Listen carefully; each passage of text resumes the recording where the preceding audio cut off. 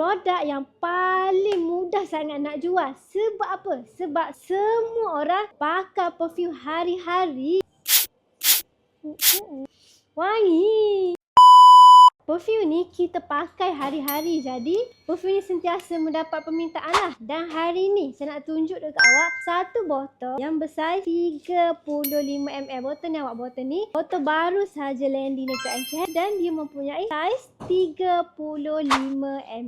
Dan ada satu yang menarik tentang botol ni. Yang pertama, macam boleh tengok lah. Dia punya design petak nampak simple. Tapi dia punya kaca ni boleh katakan dia mempunyai ketebalan kaca lah untuk botol ni. Dan botol dia ni warna clear. Dan part yang paling saya suka pasal botol ni ialah dia punya kek awak. Kek dia warna gold. Dia macam kesan getah. Lepas tu yang paling menariknya ialah dia punya kek ni berat awak. Lepas tu dia tahan lasak dan tidak mudah pecah lah. Kita buat contoh. 2, 3.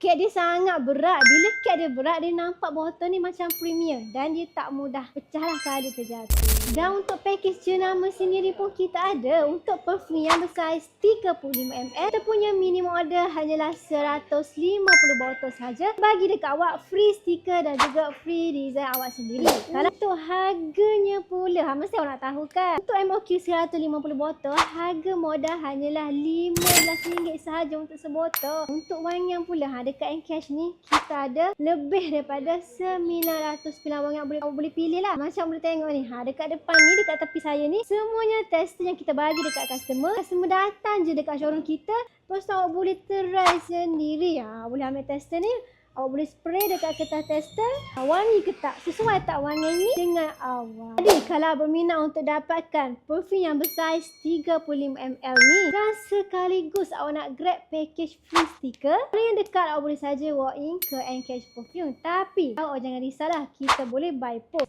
Dan awak boleh saja klik link di bio saya atau mana-mana terms yang ada dekat Encash. Jangan lupa dengan tagline saya, ketahanan dan keharuman wangi awak keutamaan saya. Ingat tagline saya, ingat Encash Perfume. Bye-bye.